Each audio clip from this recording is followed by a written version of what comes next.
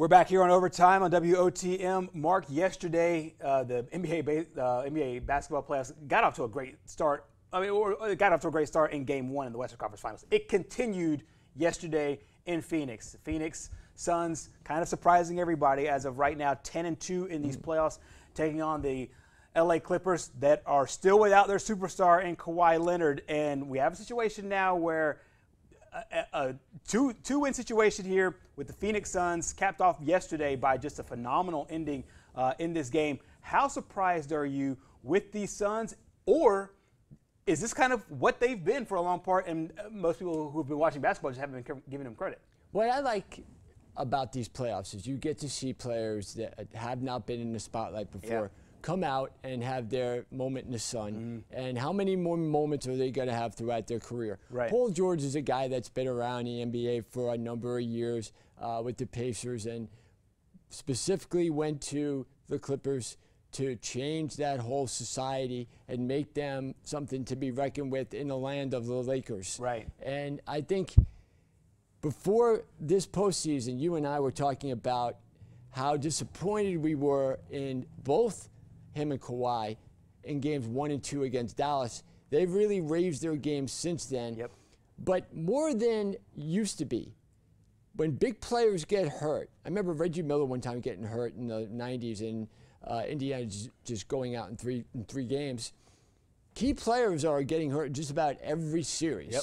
You have Chris Paul going out for the Suns. You have Kawhi going out for the Clippers. And how are you going to replace that? And then you're seeing other guys kind of step up. And to me, this reminds me a lot of Pat Riley's last year with the Lakers in 1990. We're talking about a Laker team that had made the NBA Finals in 80, 82, 83, 84, 85, 87, 88, 89. And then when they didn't make the conference finals in 1990, you're thinking, what is going on? This just is not basketball to me. But you got to see Phoenix that year play Portland, and Portland had Drexler, Terry Porter, Jerome Kersey, and Phoenix had Tom Chambers and guys like that you got to see, Kevin Johnson, younger players that really were ready to make their move. And that was the fun part of watching that postseason. A lot of that is going on this year, where you get to see a lot of players you didn't see before step up and make great plays, like Ayton. For Phoenix last night was one of the, to me, I don't want to say it's shocking because you expected them to try and get a basket like that, but just how perfect that ball was thrown right to the hoop. Exactly. To end a game that was just back and forth, back and forth. One of the best playoff games with 2 minutes or fewer remaining, how it kept going, where guys just kept making great shot after great shot. Reminded me a little of that Lakers-Spurs game. Remember when Derek Fisher hit that shot after Duncan hit the impossible shot, the shot go over him. So it was kind of like that game. Exactly. And like I said, the end of this game, the only downside, if you want to look for a downside, is that the last 2 minutes took real talk. Right. Real talk here, 33 minutes to finish out because of all of the replays. They got to figure that out, don't they? And I got to understand, you got to want to, make sure you get the call right. Things like this call, make sure you get it right. But they're able to end up getting it right, and we got a fantastic finish with DeAndre Ayton right there coming away with the dunk to seal it for Phoenix, 104-103.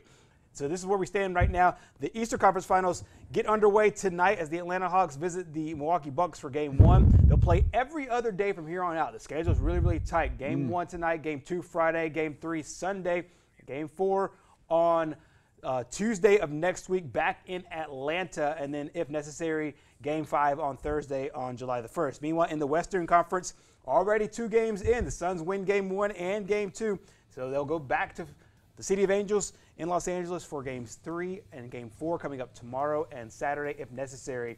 Game 5 coming up in Phoenix on Monday. Meanwhile, also, the Team USA Olympic basketball team was released today.